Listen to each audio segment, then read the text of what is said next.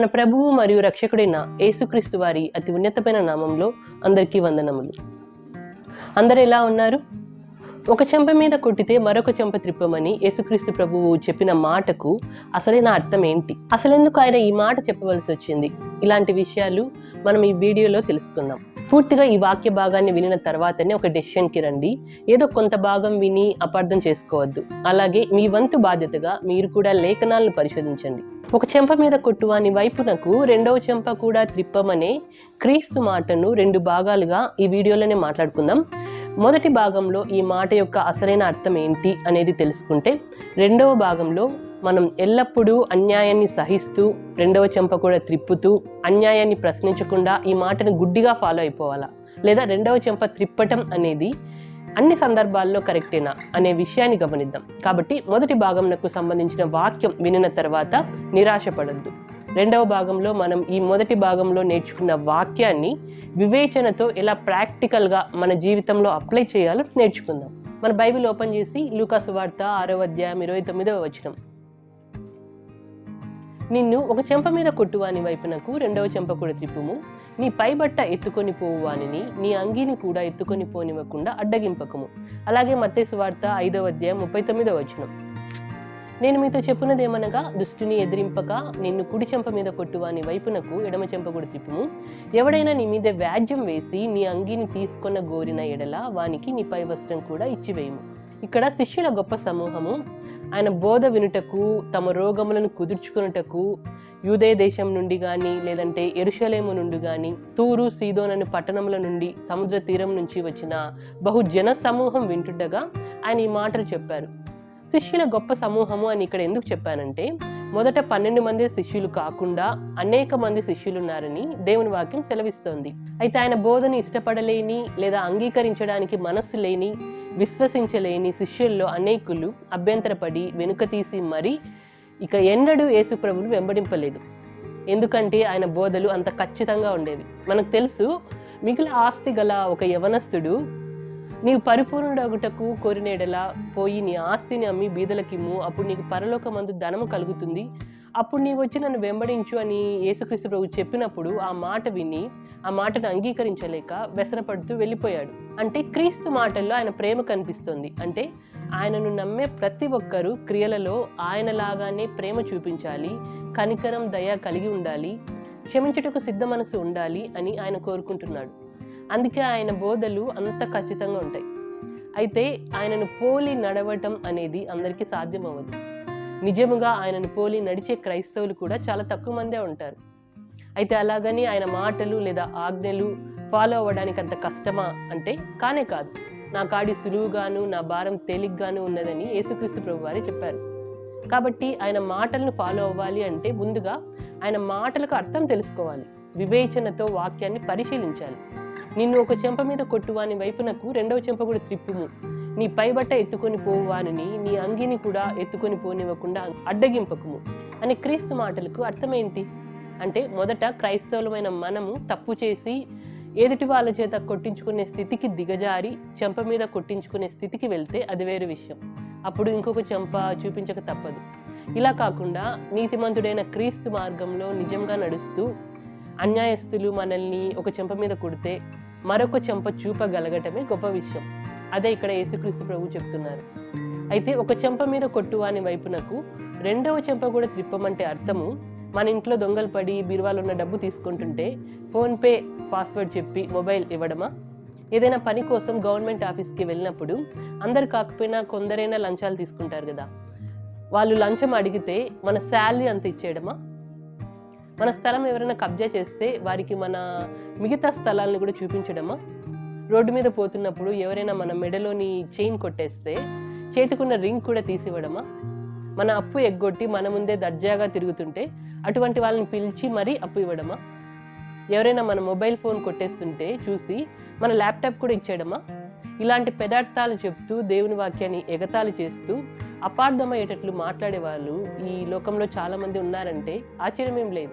మరి ఒక చెంప మీద కొట్టువాని వైపునకు రెండవ చెంప కూడా త్రిప్పమంటే అన్యాయం చేసిన వాళ్ళని ఇంకా అన్యాయస్తులుగా తయారు చేయడమే కదా. ఆల్రెడీ ఒక చెంప మీద కొట్టి తప్పు చేసిన వాళ్ళకి మరొక చెంప చూపించి ఇంకా తప్పుడోల్లాగా అవ్వడానికి ఇండైరెక్ట్గా మనం ట్రైనింగ్ ఇచ్చి ఎంకరేజ్ చేసినట్లే కదా. ఉదాహరణకు మనం ఒక రోడ్డు మీద వెళ్తున్నాం అనుకోండి, మనకు ఎదురుగా ఎవరైనా ఒక వ్యక్తి నాకు చాలా రోజుల నుంచి ఆహారం లేదు, నేను ఆకలితో బాధపడుతున్నాను, సహాయం చేయమని అడిగితే మానవత్వంతో ఎవరైనా ప్రతిస్పందిస్తారు. అయ్యో పాపం తినడానికి ఆహారం లేదంట, చాలా రోజుల నుంచి ఆకలితో ఉన్నాడంట అని చెప్పి మనకు తోచిన సహాయం చేస్తాము, మనకున్నంతలో ఎంతో కొంత సహాయం చేస్తాం. అయితే మనము అదే దారి గుండా వెళ్తున్నప్పుడు మన దగ్గర డబ్బు తీసుకున్న వ్యక్తి అదే రోడ్లో ఉన్న ఒక వైన్ షాప్కి వెళ్ళి ఒక వైన్ బాటిల్ కొనుక్కొని తాగుతుంటే మనకు ఎలా అనిపిస్తుంది? చాలా బాధ అనిపిస్తుంది. నెక్స్ట్ డే మళ్ళీ మనం అదే రోడ్డు మీద వెళ్తున్నప్పుడు అదే వ్యక్తి వచ్చి నాకు చాలా రోజుల నుంచి ఆహారం లేదు, ఆకలితో ఉన్నాను, చాలా బాధలో ఉన్నాను, సహాయం చెయ్యి అని అడిగితే మళ్ళీ మనం సహాయం చేయగలమా? చేస్తామా? చెయ్యము. ఎందుకంటే ఆకలని చెప్పి అతను తాగుతున్నాడు, తన ఆరోగ్యాన్ని పాడు చేసుకుంటున్నాడు. కాబట్టి వివేచన లేదంటే కొద్దిగా తెలివి గల వాళ్ళందరూ ఏం చేస్తారంటే ఇతనికి డబ్బులు ఇచ్చినా వేస్టే అని చెప్పి డబ్బులు ఇవ్వరు. మరి లోకపరమైన విషయాలకే ఇలాంటి వివేచన, ఇలాంటి జ్ఞానం మనకుంటే బైబిల్లో రాయబడిన దేవుని వాక్యం, యేసుక్రీస్తు ప్రభు వారి మాటలు చదివేటప్పుడు మనం ఎంత జ్ఞానంగా, ఎంత వివేచనతో, ఎంత క్రమశిక్షణతో దేవుని వాక్యాన్ని నేర్చుకోవాలి. ఇంతకుముందు మీకు చెప్పాను కదా, ఇటువంటి పెదార్థాలు చెప్పేవాళ్ళు ఈ లోకంలో చాలా మంది ఉన్నారు. కానీ అసలు యేసుప్రభు చెప్పిన ఆ మాటకు అర్థం ఏంటి అని తెలుసుకోవడానికంటే ముందు మీకు ఒక విషయం చెప్తాను. నేను రీసెంట్గా ఒక న్యూస్ చూశాను. అందులో ఏమని చెప్పారంటే, ఎవరైనా అమ్మాయిని పోకిరీలు బలవంతం చేస్తే వారిని వారు రక్షించుకునే క్రమంలో ఆ పోకిరీలకు ఆ అమ్మాయి ఏదైనా హాని చేసిందనుకోండి, అలాంటి టైంలో ఇటువంటి కేసు అవ్వదని నేను వినడం జరిగింది. అంటే తనను తాను రక్షించుకునే క్రమంలో తిరిగి వాళ్ళని కొట్టినా, వాళ్ళని బాధ పెట్టినా ఎటువంటి కేసు కాదని మన చట్టంలో ఉంది. దీనినే రైట్ ఆఫ్ ప్రైవేట్ డిఫెన్స్ అంటారు. అంటే స్వీయ రక్షణ హక్కు. Indian penal code IPC section 96, 97, 100 ప్రకారం స్వీయ రక్షణలో చేసిన పనులు ఏవి నేరంగా పరిగణింపబడవు. మరి ఇంత మంచి చట్టాలు మన దేశంలో ఉండటం చాలా సంతోషం. ఇంత మంచి చట్టం ఉన్న ఈ దేశంలో పుట్టినందుకు నేనైతే చాలా గర్వపడుతున్నాను.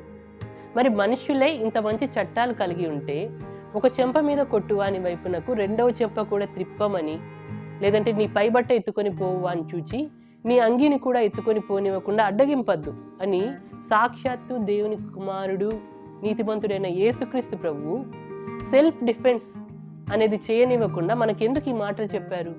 నీతి న్యాయములు దేవుని సింహాసనముకు ఆధారం. ఆయన సింహాసనం ఉందంటే పిల్లర్స్గా నీతి న్యాయములు ఉన్నాయి. అటువంటి దేవుని కుమారుడు అన్యాయస్తులకు సపోర్ట్ చేస్తున్నట్లుగా, లేదంటే అన్యాయాన్ని ఎంకరేజ్ చేస్తున్నట్లుగా, మన గొంతు నొక్కేస్తున్నట్లుగా విక్టిమ్స్ లేదా బాధితులకు వ్యతిరేకంగా ఈ మాటలు ఎలా చెప్పగలిగారు? అన్యాయానికి మనం ప్రతిస్పందించద్దా? అన్యాయానికి ఎదురు తిరగద్దా? మన వాయిస్ రైజ్ చేయొద్దా? సెల్ఫ్ డిఫెన్స్, సెల్ఫ్ ప్రొటెక్షన్, ఆత్మరక్షణ అనేవి బైబిల్కి వ్యతిరేకమా? పర్సిక్యూషన్, హింస అనేది దేవుని వాక్యానికి విరుద్ధం కాదా? న్యాయం కోసం మన గొంతు వినిపించద్దా? అంటే యేసుక్రీస్తు ప్రభు ఈ మాట చెప్పి అన్యాయాన్ని సహించమని చెప్పి వాయిస్ రైజ్ చేయనివ్వకుండా మన గొంతును నొక్కేస్తున్నారా? కానే కాదు. ఇందులో దాగి ఉన్న అర్థం వేరు. దుష్టుని ఎదిరింపక నిన్ను ఒక చెంప మీద కొట్టువాని వైపునకు రెండవ చెంప కూడా త్రిప్పుము, నీ పైబట్ట ఎత్తుకొని పోవానిని నీ అంగిని కూడా ఎత్తుకొని పోనివ్వకుండా అడ్డగింపకు, నిన్నడుగు ప్రతివానికి ఇమ్ము. అంటే డబ్బు ఉన్న వాళ్ళే మళ్ళీ మళ్ళీ అడుగుతుంటే దోపిడీదారులని తెలిసి కూడా వాళ్ళకి ఇవ్వాలా? నీ సొత్తు ఎత్తుకొని పోవు వాని వద్ద మరలా అడగవద్దని యేసుక్రీస్తు ప్రభువు చెప్పారంటే అంటే ఆయన ఉద్దేశం ఏంటి? శత్రువులను ప్రేమించాలని, ద్వేషించు వారికి మేలు చేయాలని, శపించు వారిని దీవించాలని, బాధించు వారి కొరకు ప్రార్థన చేయాలని, హింసించు వారిని దీవించాలే కానీ శపించకూడదని. అంటే దేవుని ఉద్దేశము ఇటువంటిది. అంటే అటువంటి వారిని తిరిగి మనం ప్రతీకారం తీర్చుకోకుండా దీవించాలే కానీ శపించకూడదు అని యేసుక్రీస్తు ప్రభువారి యొక్క ఉద్దేశం. ఈ తత్వం లేదా ఈ లక్షణం మనకు ఉండాలి. మనల్ని ప్రేమించు వారినే మనం ప్రేమిస్తే మనకేం మెప్పు కలుగుతుంది దేవుని దగ్గర? ఇలా అందరు చేస్తారు కదా. మనకు మేలు చేయి వారికే మేలు చేస్తే మనకు దేవుని దగ్గర ఒరిగేదేముంది? ఎవరైతే మనం అడిగినప్పుడు అప్పు ఇవ్వగలరో వారికి మాత్రమే మనం అప్పు ఇస్తే అందులో గొప్పతనం ఏముంది? భవిష్యత్తులో మనకు సహాయపడతారేమో అని అటువంటి వారికి సహాయం చేస్తే దయ, జాలి, కరుణ, లేదంటే బీదల్ని కనికరించడం, శత్రువుని ప్రేమించడం అనే లక్షణాలు ఇందులో కనబడవు కదా. మనుషులు మీకేం చేయవాలని మీరు కోరుదురో అలాగే మీరును వారికి చేయుడని యేసుక్రీస్తు ప్రభువారు చెప్తున్నారంటే ఎదుటి వారి దగ్గర నుంచి మనం ఏం ఎక్స్పెక్ట్ చేస్తాం? జనరల్గా రెస్పెక్ట్, గుడ్ బిహేవియర్. అంటే కోపంగా సీరియస్గా ఉండే వారితో మనం మాట్లాడడానికి కూడా ఇష్టపడం. ఎవరైనా అంతే. ఫ్రెండ్లీగా ఉండాలి, ఫ్రెండ్లీ నేచర్ ఉండాలి, కైండ్నెస్ ఉండాలి, దయగా ఉండాలి అని కోరుకుంటారు ఎవరైనా. అంటే ఎదుటి వాడి దగ్గర కోరేది మనం ఇదే.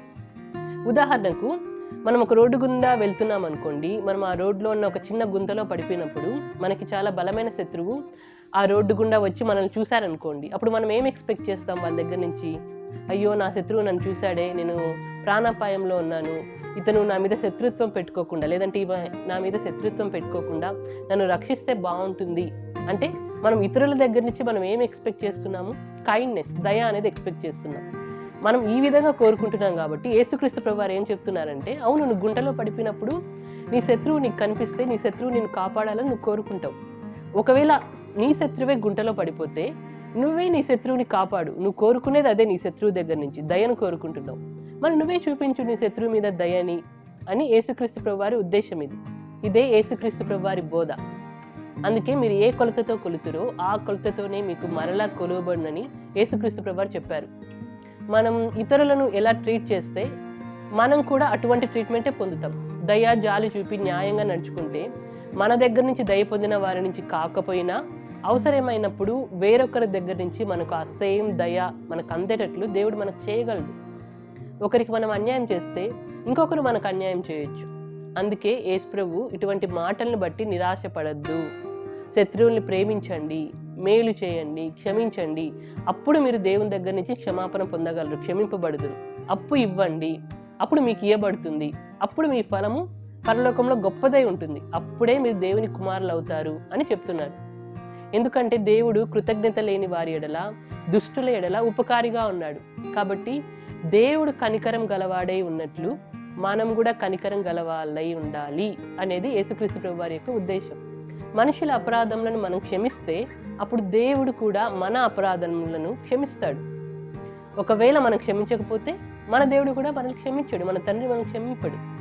ఈ విషయాలని యేసుక్రీస్తు ప్రభు వారు చెప్తూ, నిన్ను ఒక చెంప మీద కొట్టువా నీ వైపునకు రెండవ చెంప కూడా త్రిప్పుము, లేదంటే నీ పైబట్ట ఎత్తుకొని పోవు అని చూచి నీ అంగీని కూడా ఎత్తుకొని పోనివ్వకుండా అడ్డగింపకము అని చెప్పారు. నిజానికి క్రీస్తు యేసునందు సద్భక్తితో బ్రతకాలని అనుకునే ప్రతి ఒక్కరు హింస పొందుతారు. నీతి నిమిత్తం హింసింపబడితేనే మనం ధన్యులం అవుతాం. అప్పుడు పరలోక రాజ్యం మనదవుతుంది. మనం ఎటువంటి తప్పు చేయకపోయినా నిష్కారణంగా దేవుని నిమిత్తం జనాలు మనల్ని నిందించి, హింసించి, ద్వేషించి, వెలేసి మన పేరు చెడ్డదని కొట్టేస్తే, మన మీద అబద్ధంగా చెడ్డ మాటలు పలికితే అప్పుడు మనం సంతోషించాలంట. ఎందుకంటే మనకి ఈ లోకంలో కాదు, పరలోకంలో ఫలం అధికమవుతుంది. అదే మనకు కలిగే ధన్యత. ఇదే యేసుక్రీస్తు ప్రభువారు చెప్పిన నియమం, ఆయన శాసనం, ఆయన మాటల్లో దాగున్న ఆంతర్యం. లోకం మనల్ని ద్వేషిస్తే అందులో ఆశ్చర్యం లేదు. ఎందుకంటే మనకంటే ముందుగా ఈ లోకం లేదా లోకస్తులు దేవుని ద్వేషిస్తున్నారు. లోకం మనల్ని హింసిస్తే అందులో కూడా ఆశ్చర్యం లేదు. ఎందుకంటే మన ప్రభువునే హింసించారు, మన ప్రభువునే హింసించింది లోకం. లోక సంబంధమైన వారితోనే ఈ లోకస్తులు స్నేహభావంతో ఉంటారు. మనం లోక సంబంధం కాదు, అందుకే మన మీద ద్వేషం. మనం కేవలం క్రైస్తవులమయ్యాం కాబట్టే బాధను అనుభవిస్తున్నాం అనుకోండి. అంటే ఏ తప్పు చేయకుండా, ఎదుటివారికి మన వలన ఎటువంటి అన్యాయం కానీ బాధ కానీ కలగకుండా మనం అన్ని విషయాల్లో 100% కరెక్ట్గా ఉంటూ సత్ప్రవర్తన కలిగి, అంటే క్రీస్తు మార్గంలో పడిపోకుండా నడిస్తే, అన్ని విషయాల్లో క్రీస్తుని పోలి నడిస్తే, అప్పుడు క్రీస్తు నిమిత్తం హింసింపబడితే మనం సంతోషపడాలి. ఇదే దేవుని చిత్త ప్రకారం బాధపడడం అంటే. నిజానికి మనం ఒక నరహంతకులుగా, లేదంటే దొంగలుగా, దుర్మార్గులుగా, పరుల జోలికి వెళ్ళేవారిగా ఉండి హింస పొందితే అది పెద్ద గొప్ప విషయం కాదు. అది క్రైస్తవులమైన మనకు తగదు కూడా. అంతే తప్ప నన్నే చెంప మీద కొడతావా అని దుష్టుని ఎదిరింపక అనే క్రీస్తు మాటను ప్రక్కన పెట్టి దుష్ట స్వభావం గల వారిని ఎదిరిస్తూ తిరిగి మనం వాళ్ళ చెంప మీద కొడితే గొడవ ఇంకా పెద్దది అవ్వడమే కాకుండా భవిష్యత్తులో మనల్ని చెంప మీద కొట్టిన వాళ్ళు పశ్చాత్తాపడి మారు మనసు పొందే స్థితికి రాలేరు. ప్రేమతో ఎదుటి మనిషిని గెలుచుకోవాలి. అంతే తప్ప రివెంజ్, ప్రతీకారంతో వారికి క్రీస్తు ప్రేమ చూపలేం. అహంకారులను ఎదిరించి దీనులకు కృప అనుగ్రహించే దేవుడు మన వైపు ఉన్నప్పుడు దుష్ట స్వభావం గల మనుషులు కాదు, వారిలో ఉన్న దుష్టత్వాన్ని ఎదిరించాలి. వారిలో ఉన్న దుష్టత్వాన్ని ఎదిరించడం ఎలా సాధ్యం అంటే, మన ప్రతిస్పందన ప్రతీకారంతో కాకుండా ప్రేమతో కూడినదిగా ఉంటే దుష్ట స్వభావం గలవారు అప్పటికప్పటికే కాకపోయినా ఏదో ఒక సమయంలో తిరిగి ఆలోచించే సమయం వస్తుంది. అప్పుడు వారు ఖచ్చితంగా చేంజ్ అవ్వచ్చు. ఇలా చేయడం ద్వారా ఆ దుష్ట స్వభావం గల వారిలో ఉన్న దుష్టుని అంటే దయ్యాన్ని మనం ఎదురిస్తున్నాం. ఆ దుష్ట స్వభావం గలవారు మన ప్రతిస్పందన చూచి మారితే వారిలో ఉన్న అపవాది లేదా దయ్యం మనల్ని చూచి మన యుద్ధ నుండి పారిపోయినట్లే కదా అప్పుడు. అందుకే యేసుక్రీస్తు ప్రభువు దుష్టుని ఎదిరింపక ఒక చెంప మీద కొట్టినప్పుడు ఇంకొక చెంప చూపమన్నారు. కానీ యాకోబు రాసిన పత్రిక 4వ అధ్యాయం 6వ వచనంలో ఉంటుంది, ఆయన వాక్యము అపవాదిని ఎదిరించమని చెప్తోంది. అంటే చెడ్డవారిని కాక వారిలో ఉన్న చెడ్డతత్వం లేదా దయ్యాన్ని ఎదిరించాలి. ప్రతీకారం తీర్చుకోవడం కంటే, తిరిగి వారిలా గొడవ పడుతూ అరవడం కంటే దేవుని ప్రేమతో ప్రతిస్పందించాలి. ఎందుకంటే వారికి మనకి తేడా ఉంది కదా.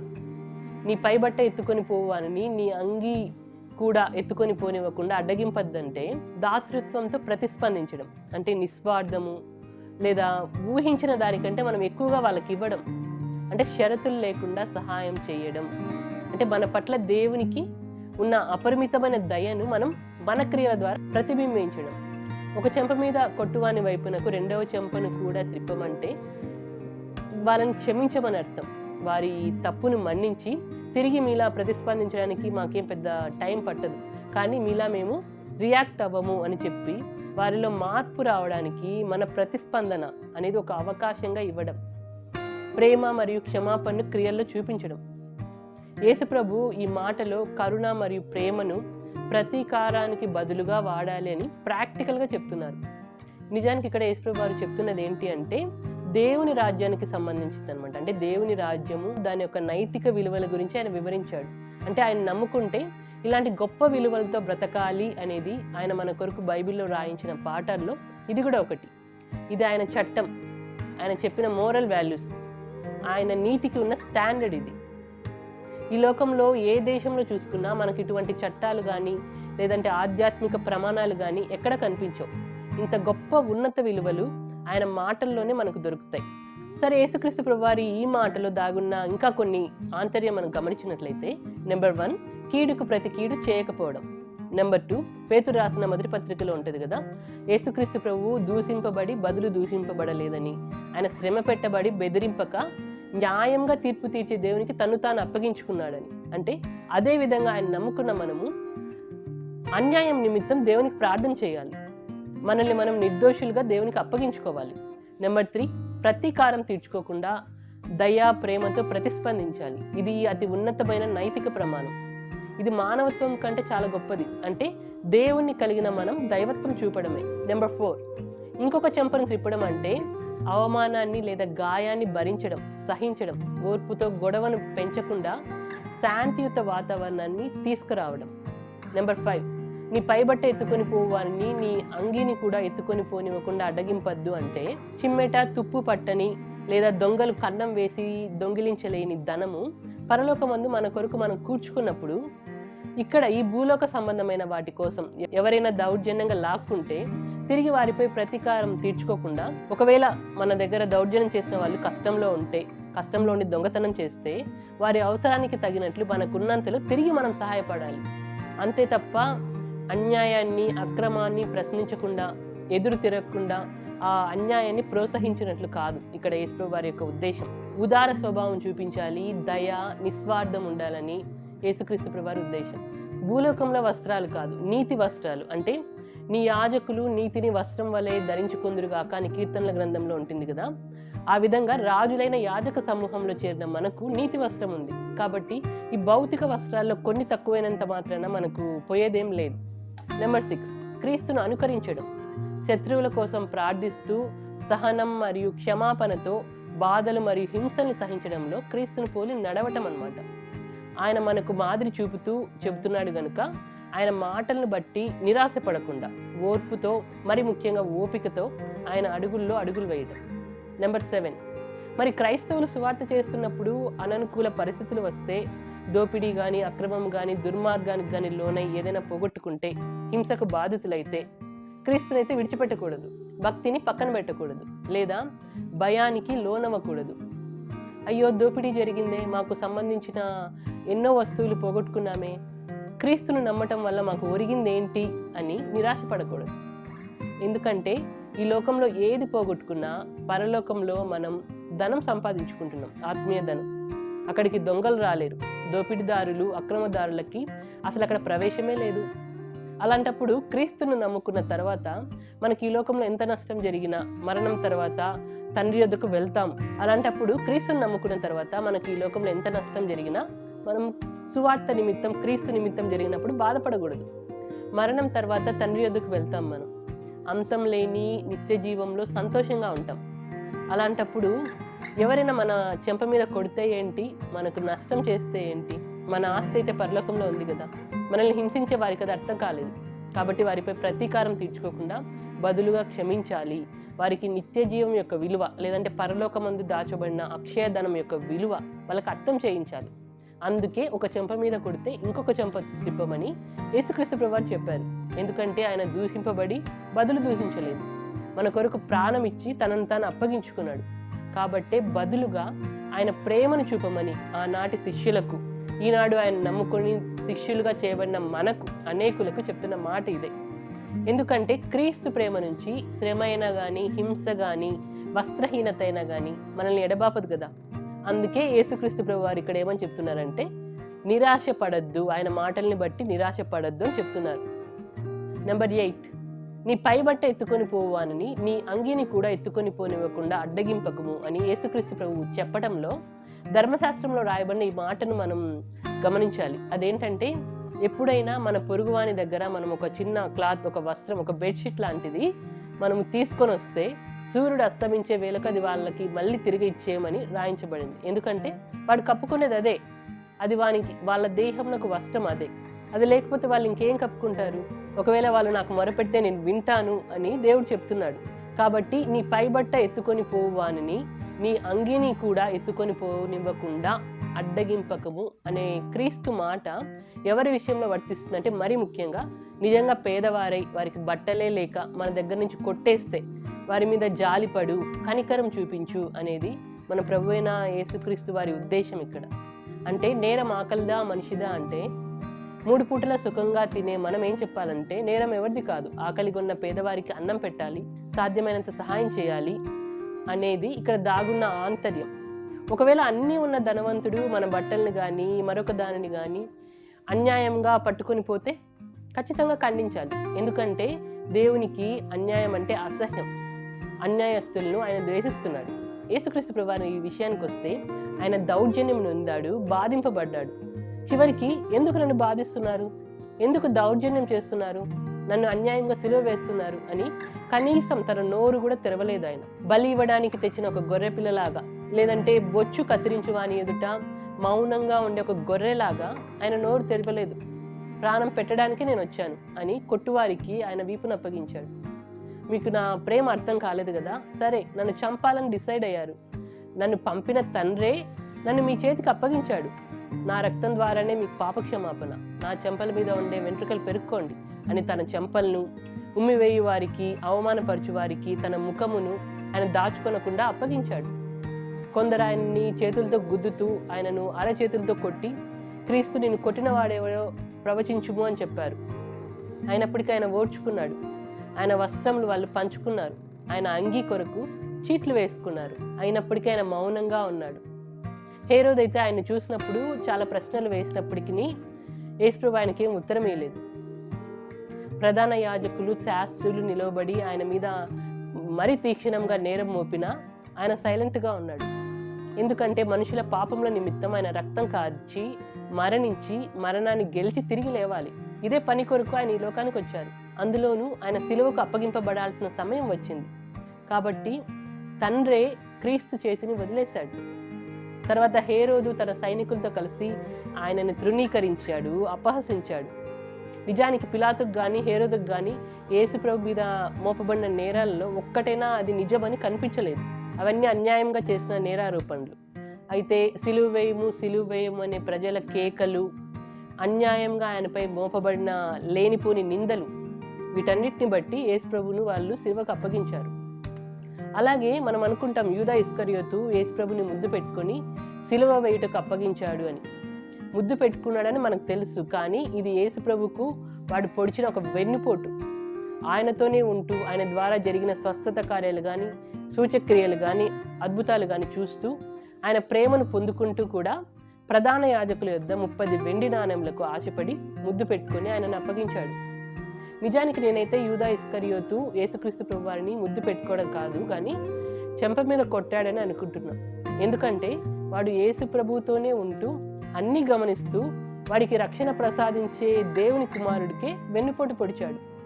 యేసుక్రీస్తు ప్రభువు ఎన్నోసార్లు బుద్ధి చెప్పినా, తన మాటలతో ఎన్నోసార్లు హెచ్చరించినా, అనేక అవకాశాలు ఇచ్చినా వాడు మారలేదు.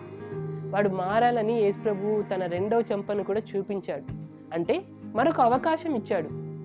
చివరికి వాడు దానిని కూడా దుర్వినియోగపరుచుకున్నాడు. కాబట్టి యేసు ప్రభువు ఆ యూదా ఇస్కరియోతుతో, నీవు చేయనది త్వరగా చెయ్యి, మనుష్య కుమారుని గూర్చి వ్రాయబడిన ప్రకారం ఆయన పోవుచున్నాడు.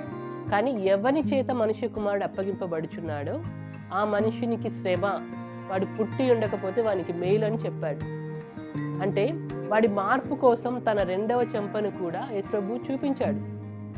క్రీస్తు శిలువకు అప్పగింపబడిన తర్వాత, నేను నిరపరాధ రక్తమును అప్పగించి పాపం చేసి తిని అని చెప్పి యూదా ఇస్కరియోతు అప్పుడు పశ్చాత్తాపడినప్పటికీ క్షమాపణ కొరకు దేవుని ప్రార్థించలేదు, దేవుని ఎదుకు రాలేదు. యేసు ప్రభు రక్తాన్ని క్షమాపణ కొరకు ఆశ్రయించలేదు. సరికదా, ఆయన పునరుత్థానాన్ని కూడా నమ్మకుండా, అంటే ఆయన చనిపోతే తిరిగి లేస్తాడు అనే విషయం నమ్మకుండా తొందరపడి ఊరేసేసుకున్నాడు.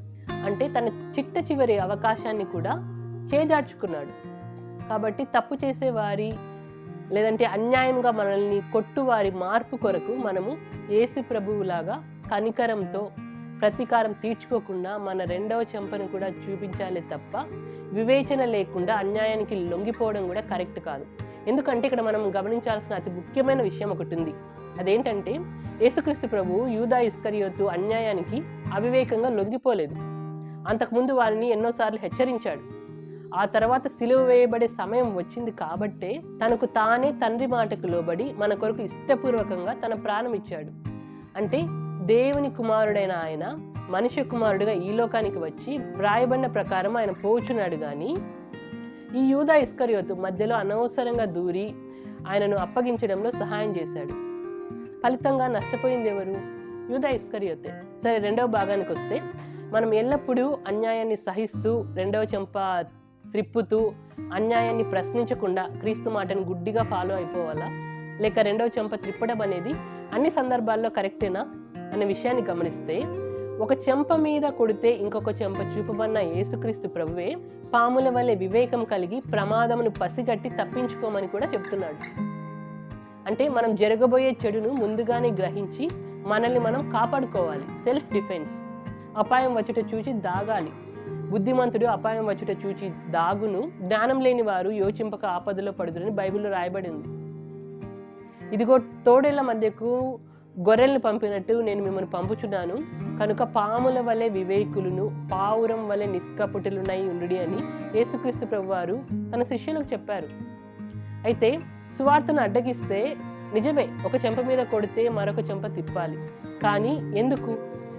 శత్రువులను ప్రేమించాలని, ద్వేషించు వారికి మేలు చేయాలని, శపించు వారిని దీవించాలని, బాధించు వారి కొరకు ప్రార్థన చేయాలని, ప్రతీకారం తీర్చుకోవడం కాదు, క్రీస్తు ప్రేమను చూపించాలని, అవమానాన్ని లేదా గాయాన్ని భరించడం, సహించడం, ఓర్పుతో గొడవను అది పెరగనివ్వకుండా పెంచకుండా శాంతియుత వాతావరణం తీసుకురావాలని పావురం వలె మనం ఇంతవరకు నిష్కాపట్యం చూపించాం.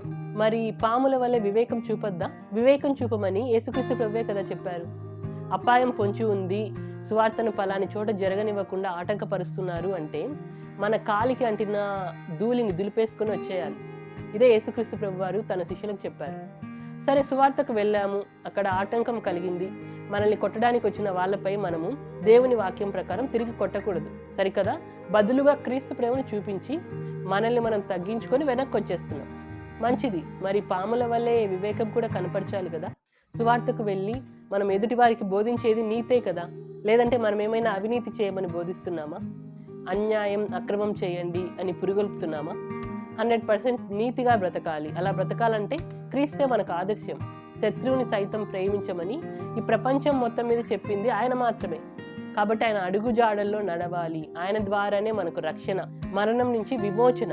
ఆయన రెండవ రాకడలో ఆయనతో పాటు పరలోకానికి వెళ్ళాలంటే ఆయన మార్గంలో నడవాలి. ఆయనను త్రోసిపుచ్చితే మరణం నుంచి రక్షించేవారు ఇంకెవరు లేరు అని చెప్తున్నాం. ఇందులో తప్పేముంది?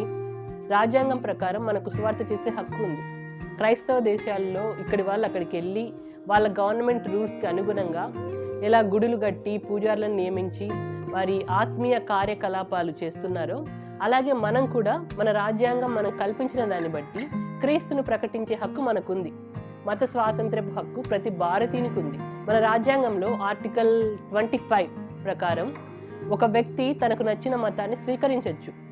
తమ మతంలోని మంచి అంశాలను, దాని ప్రత్యేకతలను ఎవరికైనా ప్రచారం చేసుకోవచ్చు. ఒకవేళ ఆ ప్రచారానికి ఎవరైనా ఆకర్షితులైతే వారి మతంలోకి ఐచ్ఛికంగా అంటే బలవంతంగా కాకుండా ఇష్టపూర్వకంగా చేరితే అభ్యంతరం చూపించకూడదు. ఆర్టికల్ 26 ప్రకారం మత అభివృద్ధికి అవసరమైన ధార్మిక సంస్థల్ని స్థాపించుకోవచ్చు. అలాగే ఆర్టికల్ 27 ప్రకారం మతపరంగా ఏ వ్యక్తిపై ఏ విధమైన పన్నులు కూడా విధించకూడదు. అలాగే ఆర్టికల్ 28 ప్రకారం ప్రభుత్వ ఆధ్వర్యంలో నడిచే సంస్థల యందు ఏ రకమైన మత ప్రబోధం చేయకూడదు. అలాగే ఆర్టికల్ 32 ప్రకారం ఇటువంటి ప్రాథమిక హక్కులకు ఎవరైనా భంగం కలిగిస్తే రాజ్యాంగ పరిహారపు హక్కును కోరుతూ న్యాయస్థానాలను కూడా ఆశ్రయించవచ్చు. ఇటువంటి హక్కులు ప్రతి మతానికి వర్తిస్తాయి. కాబట్టి పాముల వల్లే వివేకంతో మనం తిరిగి ప్రశ్నించాలి. బలవంతపు మత మార్పిడిలు లేదా వారి గుళ్ళ దగ్గరికి వెళ్ళి క్రీస్తును ప్రకటించడం అనేది చాలా తప్పు. ఇటువంటివి నాకు తెలిసి ఏ క్రైస్తవుడు చేయడు. ఉదాహరణకు తిరుమల లాంటి హిందూ పుణ్యక్షేత్రాలు, వారి దేవాలయాలు, అలాగే మసీదు లాంటి ముస్లిం దేవాలయాల దగ్గరికి వెళ్ళి సువార్త ప్రకటించకూడదు. వారి మనోభావాలను దెబ్బతీయకూడదు. ఈ మాత్రం కనీస అవగాహన లేకుండా నాకు తెలిసినంత వరకు ఏ క్రైస్తవుడు ఇతరులను డిస్టర్బ్ చేస్తూ సువార్త చేయరని అనుకుంటున్నాను. ఒకవేళ చేస్తే వాళ్ళ మనోభావాలను దెబ్బతీస్తే అది ఖచ్చితంగా తప్పే. అటువంటి వారిలో క్రైస్తవులు ఉంటే వారిపై ఖచ్చితంగా చర్య తీసుకోవాలి. అయితే రాజ్యాంగం ఇచ్చిన హక్కులను ఉపయోగించుకొని సువార్త చేస్తే తప్పేంటి? మాకు రాజ్యాంగం ఇచ్చిన పర్మిషన్ ఇది అని అన్యాయాన్ని, హింసను ప్రశ్నించే స్థితిలో ప్రతి క్రైస్తవుడు ఉండాలి. అలాగే క్రైస్తవులమైన మనము న్యాయయుక్తంగా అధికారులకు లోబడాలి. కాబట్టి ఒక చెంప మీద కొడితే ఇంకొక చెంప కూడా చూపాలి అనే క్రీస్తు మాటను సరిగ్గా వివేచనతో అర్థం చేసుకోవాలి. అలా అర్థం చేసుకోకుండా వివేకంతో అపాయం వచ్చినప్పుడు దాగకుండా ఎప్పుడు ఎలా ప్రతిస్పందించాలో అది తెలియక మనము వాక్యాన్ని అపార్థం చేసుకొని చాలా సమయాలు కష్టపడుతున్నాం. మన వాయిస్ రైజ్ చేయాల్సిన టైంలో రైజ్ చేయాలి. ఒకవేళ మన వాయిస్ రైజ్ చేయాల్సిన టైంలో రైజ్ చేయకపోతే మనము అన్యాయాన్ని ఇండైరెక్ట్గా ప్రోత్సహించినట్లే. పావురం వల్లే నిష్కాపట్యం చూపుతున్నాం, క్రీస్తు అడుగుదాడలో నడుస్తున్నాం. మరి పాముల వల్లే వివేకం కూడా చూపించాలి కదా. ఆనాడు యేసుక్రీస్తు ప్రభు మాటలు వినలేక, ఆయన దేవుని కుమారుడని, దేవుడని గ్రహించక, లేక విశ్రాంతి దినమున ఆయన స్వస్థతలు చేశాడని యేసుక్రీస్తు ప్రభు వారిని చాలా మంది వ్యతిరేకించారు. ఆయనని పట్టుకోవాలని, రాళ్లతో కొట్టాలని చూశారు. అప్పుడు ఆయన వారి చేతి నుంచి తప్పించుకొని పోవడం మనం బైబిల్లో చూడగలం. పరిసయ్యులు ఆయనని ఎలా చంపాలి అని ఆయనకు విరోధంగా ఆలోచన చేస్తే యేసు ప్రభువు ప్రమాదాన్ని ముందుగానే గుర్తెరిగి తను సిలువలో మరణించే సమయం ఇంకా అప్పటికి రాలేదని గ్రహించి వివేచనతో అక్కడి నుంచి వెళ్ళిపోయాడు. అపాయం వచ్చుడు చూచి ఆయన వివేకంతో దాగాడు. ఎందుకంటే ఆయన మనుషుల పాప క్షమాపణ కొరకు, రక్షణ కొరకు సిలువ వేయబడే సమయం అప్పటికి ఇంకా రాలేదు. మరొక సమయంలో యేసుక్రీస్తు ప్రభువు, దేవుని ఆత్మ నా మీద ఉన్నది, బీదలకు సువార్త ప్రకటించుటకై ఆయన నన్ను అభిషేకించాడు, చెరలో ఉన్న వారికి విడుదల, గుడ్డి వారికి చూపు కలుగునని ప్రకటించినప్పుడు, లేదంటే నలిగిన వారిని విడిపించుటకు, ప్రభు హితవస్త్రము ప్రకటించుటకు తండ్రి నన్ను పంపించాడు, నేడు మీ వినికిడిలో ఈ లేఖనం నెరవేరిందని చెప్పినప్పుడు అక్కడున్న జనాలు ఆగ్రహంతో నిండుకొని లేచి యేసుప్రభు వారిని పట్టణంలో నుండి వెళ్ళగొట్టి ఆయనని తల క్రిందులుగా పడేయాలని పట్టణం కట్టబడిన కొండపేటు వరకు ఆయన తీసుకెళ్లారు. అయితే ఆయన వారి మధ్య నుంచి దాటి తన మార్గంలో వెళ్ళిపోయారు. నన్ను కొండ మీద నుంచి పడగొడతారా, తోయండి అని కానీ, లేదంటే నన్ను రాళ్లతో కొడతారా, కొట్టండి అని కానీ యేసుక్రీస్తు ప్రభు వారు ఇక్కడ చెప్పలేదు. కాబట్టి ఒక చెంప మీద కొడితే మరొక చెంప చూపడం అంటే ఇలా అవివేకంగా ప్రవర్తించమని అర్థం కాదు. ఇంకొకసారి యేసుక్రీస్తు ప్రభువును అంగీకరించలేక జనాలు ఆయనని అన్యాయంగా రాళ్లతో కొట్టాలని చూసినప్పుడు ఆయన, నేను తండ్రి యొద్ద నుంచి అనేకమైన మంచి క్రియలను మీకు చూపించాను కదా, వాటిలో ఏ క్రియ నిమిత్తం మీరు నన్ను రాళ్లతో కొడతారు అని జనాలను తిరిగి ప్రశ్నించాడు కూడా. అంటే యేసు ప్రభు తన వాయిస్ని రైజ్ చేయాల్సిన టైంలో రైజ్ చేశాడు. యేసు ప్రభువు దేవుని సంఘంను గూర్చిన ఆసక్తి కలిగి దేవాలయంలోకి ప్రవేశించినప్పుడు దేవాలయంలో జరుగుతున్న ఆ వ్యాపారాన్ని చూసి అక్కడున్న ఎడ్లని, గొర్రెల్ని, పావురాళ్ళు అమ్మువారిని, లేదంటే రూకలు మార్చువారిని చూసి త్రాళ్లతో కొరడాలు చేసి గొర్రెలను, ఎడ్లన్నిటిని దేవాలయంలో నుంచి తోసేశారు. రూకలు మార్చి వారి రూకలను చల్లేశాడు. వారి బల్లలు పడదోశాడు. అంటే ఆయన వాయిస్ రైజ్ చేయాల్సిన టైంలో రైజ్ చేశాడు. ఒక చెంప మీద కొడితే మరొక చెంపను చూపమన్న యేసుక్రీస్తు ప్రభువే ఒకసారి తనను ప్రధాన యాజకుని బంట్రౌతుల్లో ఒకడు అన్యాయంగా అరచేతులతో కొట్టినప్పుడు, నేను కాని మాట మాట్లాడితే ఆ మాట ఏదో చెప్పు, మంచి మాట మాట్లాడితే నన్ను ఎందుకు కొడుతున్నావు అని తిరిగి ప్రశ్నించాడు. ఒకసారి విశ్రాంతి దినమున ఆయన స్వస్థత చేయడాన్ని బట్టి జనాలు ఆయన్ని నిందిస్తే, న్యాయమే, విశ్రాంతి దినమున గొర్రెపిల్ల గుట్టలో పడితే బయటకు తీయరా అని తన వాయిస్ రైజ్ చేశాడు. అయ్యో వేషధారులైన శాస్త్రులారా, పరిచయులారా, మీరు సున్నం కొట్టిన సమాధులను పోలి ఉన్నారు. వెలుపల మనుషులకు నీతిమంతులుగా కనబడుచున్నారు, కానీ మీకు లోపల మీ హృదయంలో అక్రమం ఉంది, అక్రమంతో నిండుకొని ఉన్నారని శాస్త్రుల్ని పరిచయుల్ని ఒక చెంప మీద కొడితే మరొక చెంప చూపించమన్న యేసుక్రీస్తు ప్రభువే ఎన్నోసార్లు గద్దించినట్లు మనం బైబిల్లో చూడగలం. అంతేకాకుండా ఆయనను మాత్రమే కాదు, ఆయన శిష్యుల్ని కూడా ఎవరైనా అనవసరంగా నిందిస్తే తన శిష్యుల పక్షాన కూడా ఆయన తన వాయిస్ రైజ్ చేశాడు. అలాగే క్రీస్తు నిమిత్తం ఎన్నో శ్రమలు హింసలు పొందిన అపోస్తలుడైన పౌలు కూడా ఒకానొక సమయంలో శతాధిపతిని చూచి, శిక్ష విధింపకయే రోబీడైన మనుషుణ్ణి కొరడాలతో కొట్టుటకు మీకు అధికారం ఉందా అని తన వాయిస్ రైజ్ చేసి ప్రశ్నించాడు. సున్నం కొట్టిన గోడ, దేవుడు నిన్ను కొట్టునుగాక, నీవు ధర్మశాస్త్రం చొప్పున నన్ను విమర్శించడానికి కూర్చుండి ధర్మశాస్త్రానికి విరోధంగా నన్ను కొట్టడానికి ఆజ్ఞాపిస్తున్నావా అని ప్రధాన యాజకుడైన అననీయను అపోస్తలుడైన పౌలు ప్రశ్నించారు. నీవు దేవుని యాజకుని దూషిస్తావా అని అక్కడున్న వాళ్ళు అడిగినప్పుడు, నీ ప్రజల అధికారాన్ని నిందింపవద్దు అని వ్రాయబడింది, ఇతడు ప్రధాన యాజకుడని నాకు తెలియలేదు అని అపోస్తలుడైన పౌలు చెప్తూ, ఓవైపు ఈ మాట చెప్తూనే వివేచనతో నేను పరిచయుల సంతతి వాడను, మనకున్న నిరీక్షను బట్టి లేదంటే మృతుల పునరుత్థానమును బట్టి నేను విమర్శింపబడుచున్నానని చెప్పి అక్కడున్న సద్దుకైలు పరిచయులకు మధ్య ఒక పెద్ద చర్చ లాంటిది క్రియేట్ చేసి న్యాయంగా వివేచనతో అప్పటి హింస నుంచి అపోస్తలుడైన పౌలు తప్పించుకున్నాడు. అంటే ఇక్కడ అపోస్తలుడైన పౌలు తన వాయిస్ రైజ్ చేయాల్సిన టైంలో రైజ్ చేశాడు. అలాగే అపాయం వచ్చుట చూచి దాని నుంచి వివేచనతో తప్పించుకున్నాడు. కాబట్టి ఒక చెంప మీద కొట్టినప్పుడు ఎదుటివారి మార్పు నిమిత్తం ప్రతీకారం కాకుండా కనికరంతో ఇంకొక చెంప చూపించడం ఎంత ముఖ్యమైనదో, వివేచనతో అపాయం వచ్చినప్పుడు దాగడం, అన్యాయంను వ్యతిరేకించడం, తిరిగి ప్రశ్నించడం, మన వాయిస్ రైజ్ చేయాల్సిన టైంలో మన వాయిస్ని రైజ్ చేయడం కూడా అంతే ఇంపార్టెంట్. దీనినే బ్యాలెన్సింగ్ విజ్డమ్ అండ్ గ్రేస్ అంటారు, లేదా బ్యాలెన్సింగ్ ప్రూడెన్స్ అండ్ గ్రేస్. అలాగే ఎంత మనల్ని మనం తగ్గించుకొని ప్రతీకారం తీర్చుకోకుండా మరొక చెంప త్రిప్పినా, అన్యాయాన్ని ధైర్యంగా ప్రశ్నించినా, ఎదుటివారు తమ అన్యాయాన్ని ఇంకా కొనసాగిస్తూనే ఉంటే అప్పుడు మనమే పగ తీర్చుకొనక దేవుని ఉగ్రతకు చోటు ఇవ్వాలి. కాబట్టి శత్రువు ఆకలి కొని ఉంటే భోజనం పెట్టాలి, దప్పికొని ఉంటే దాహం ఇవ్వాలి. ప్రతీకారం లేదా తిరిగి కీడు చేయటం వలన మనము గొడవలను గెలవలేం. అలా గెలవకుండా మేలు చేత గొడవల్ని లేదా కీడును జయించాలి. కాబట్టి సెల్ఫ్ డిఫెన్స్ లేదంటే సెల్ఫ్ ప్రొటెక్షన్, స్వీయ రక్షణ అనేది కూడా అవసరమే. బుద్ధిమంతుడు అపాయం వచ్చుట చూచి దాగును, జ్ఞానం లేని వారు యోచింపక ఆపదలో పడుదురని వాక్యమే సెలవిస్తోంది. అన్యాయం అక్రమం అనేవి దేవుని దృష్టిలో దేవుని వాక్యానికి వ్యతిరేకం. కాబట్టి అన్యాయానికి వ్యతిరేకంగా మన వాయిస్ రైజ్ చేయాలి. నీళ్లు పారినట్లు న్యాయము జరగనివ్వమని బైబిల్లో రాయించబడింది. గొప్ప ప్రవాహం వలె నీతిని ప్రవహింపనివ్వాలని, సత్యమును అనుసరించి తీర్పు తీర్చాలని, విధవరాన్లకు, తండ్రి లేని పరదేశులకు, దరిద్రులకు బాధ పెట్టకూడదు, వాళ్ళని బాధించకూడదని, న్యాయము జాగ్రత్తగా విచారించాలని, హింసింపబడి వారిని విడిపించాలని, తండ్రి లేని వారికి న్యాయం తీర్చాలని, విధవరాలి పక్షంగా వాదించాలని దేవుని వాక్యమే సెలవిస్తోంది. నీతి కొరకు ఏకంగా ఆకలి దప్పులే కలిగి ఉండాలని యేసుప్రభు చెప్పారు.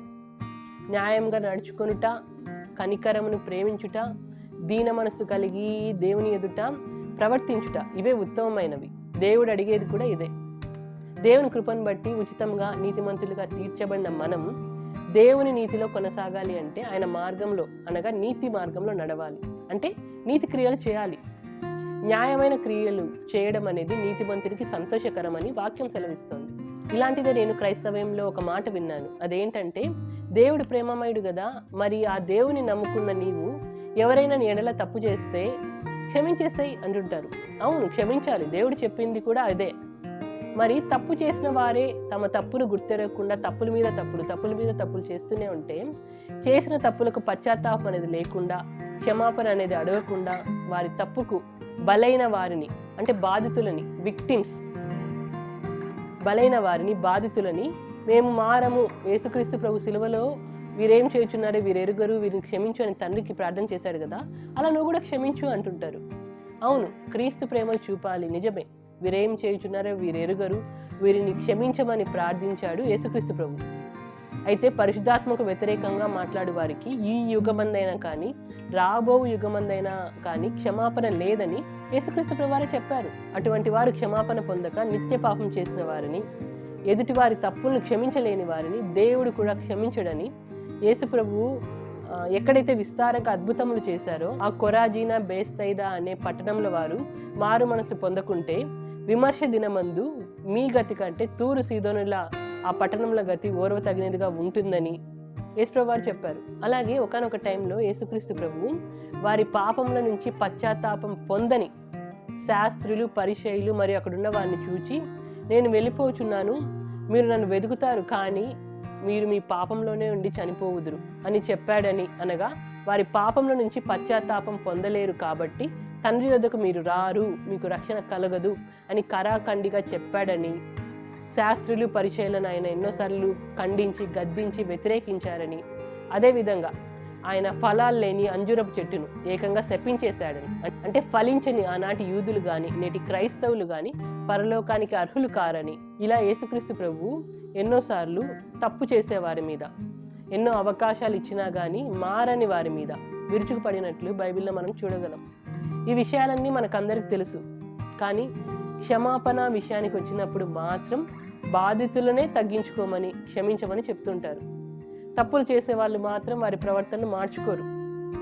అవును, మన ఎడల తప్పులు చేసేవారిని 77 మారుల మటుకు క్షమించాలి. అయితే తప్పులు చేయవారు తమ తప్పుల్ని గుర్తించి ఒప్పుకొని వాటిని విడిచిపెట్టి క్షమాపణ పొందరా? అటువంటి వారికి దేవుని వాక్యం అవసరం లేదా? నిజానికి అటువంటి వారిని దేవుని వాక్యం సపోర్ట్ చేయదు. అతిక్రమం దాచిపెట్టువాడు వర్ధిల్లడని, వాటిని ఒప్పుకొని విడిచిపెట్టువాడు కనికరం పొందుతాడని దేవుని వాక్యం సెలవిస్తోంది. క్రీస్తు సిలువలో సైతం క్షమించాడు, అలానే నువ్వు కూడా క్షమించు అని వారి అన్యాయాన్ని, అక్రమాన్ని, ప్రవర్తనను మార్చుకోకుండా దయ్యం దేవుని వాక్యాన్ని వాక్యమైన యేసుక్రీస్తుకే చెప్పినట్లు మనకు కూడా చెప్పేవాళ్ళు ఉంటారు. అలాంటి వారు లేదా వాక్యాన్ని ఒకవైపు మాత్రమే ఆలోచించి వక్రీకరణ చేస్తూ ఉంటారు కదా. అటువంటి వారు తెలుసుకోవాల్సింది ఏంటంటే, అవును, సిలువలో సైతం యేసుక్రీస్తు ప్రభువు క్షమించారు. క్రీస్తు రక్తము మా మీద, మా పిల్లల మీద ఉండుగా కాని పలికి తమ అతిక్రమములను దాచిపెట్టి వాటిని ఒప్పుకోకుండా విడిచిపెట్టని వారు క్రీస్తు క్షమాపణను, కనికరమును పొందుకోలేకపోయారు. కాబట్టి యేసుక్రీస్తు ప్రభు క్షమించినా వారికి ఆ క్షమాపణ దక్కలేదు. అలాగే మనం కూడా 70 ఏళ్ల మారుల మట్టుకు ప్రవర్తనలో మార్పు లేని వారిని క్షమించినా వారికి ఆ క్షమాపణ అందదు, సరికదా? తమ నాశనాన్ని తామే కొని తెచ్చుకుంటారు. అయితే మన వైపు తప్పు లేకుండా మనం అటువంటి వారిని క్షమిస్తే వారు తమ తప్పు తెలుసుకొని ప్రవర్తన మార్చుకొని పశ్చాత్తాపడినప్పుడు మాత్రమే ఆ క్షమాపణను వారు పొందుకోగలరు. అంతే తప్ప క్రీస్తులా నువ్వు కూడా క్షమించు అని తప్పుల మీద తప్పులు చేస్తూ బాధితులకు దేవుని వాక్యం గుర్తు చేసి మరి అదే తప్పుల్లో కొనసాగే వారికి బుద్ధి చెప్పి సరిదిద్దకుండా క్షమించమని దేవుని వాక్యం చెప్పట్లేదు. కాబట్టి యేసుక్రీస్తు ప్రభువు పరలోక రాజ్యం సమీపించింది, మారు మనసు పొందండి, మారు మనసు పొందండి, మీ బ్రతుకును మార్చుకోండి.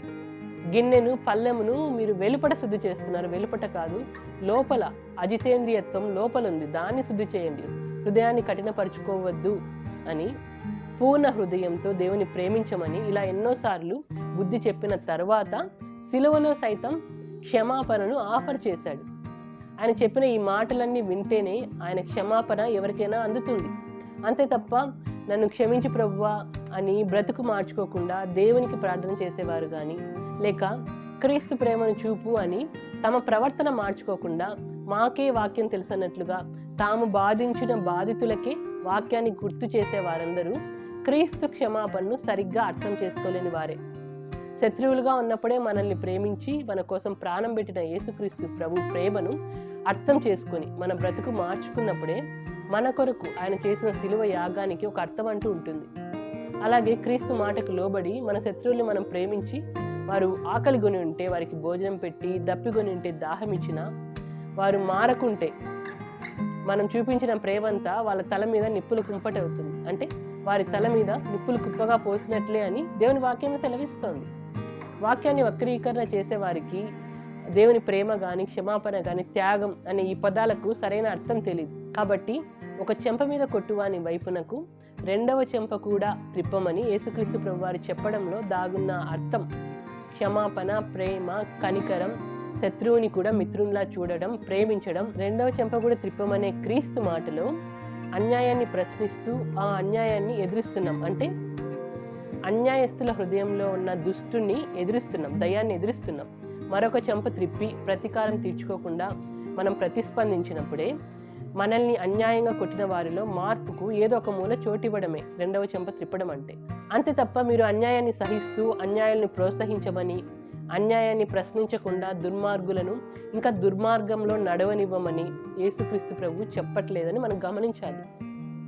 క్రీస్తు మాటలు ఉన్నతమైన నైతిక ప్రమాణాన్ని కలిగి ఉన్నాయి. దీనిని హయ్యర్ ఎథికల్ స్టాండర్డ్ అంటారు. ఆయన బోధనలు విశ్వాసులను జ్ఞానయుక్తంగా జీవించేలా ఒక మార్గనిర్దేశం చేస్తాయి. అదే సమయంలో క్రీస్తు ప్రేమను, క్షమాపణను చూపడం కూడా నేర్పుతాయి. ఆయన వాక్యం మనల్ని ప్రేమ కలిగి నడుచుకోమని, ఓర్పుతో ప్రతీకారం తీర్చుకోకుండా దయతో ప్రతిస్పందించి అన్నిటినీ దేవునికి అప్పగించమని చెప్తుంది. ఆయన మాటలు, ఆయన ఆజ్ఞలు, ఆయన షరతులు మనల్ని అపాయం వచ్చినప్పుడు దాగమని చెప్తాయి, అన్యాయాన్ని ప్రశ్నించమని చెప్తున్నాయి. ఆయన మాటలు న్యాయం వైపు నిలబడి మన కోసమైనా కానీ లేదా ఇతరుల కోసమైనా కానీ అన్యాయంగా బాధ అనుభవించే వారి పక్షంన మన వాయిస్ రైజ్ చేయమని చెప్తాయి. కాబట్టి ఒక చెంప మీద కొట్టువాని వైపునకు రెండవ చెంప కూడా త్రిప్పమని యేసుక్రీస్తు ప్రభువారు చెప్పడంలో దాగున్న ఆంతర్యం ఇదే. వివేకంతో దేవుని వాక్యాన్ని అర్థం చేసుకొని ఎప్పుడు ఎలా ప్రతిస్పందించాలో అలా ప్రతిస్పందించుటకు ఆయన వాక్యం మనకు సహాయం చేయనుగాక. ఆయన ఆత్మ మనల్ని నడిపించునుగాక. అందరికీ వందనములు.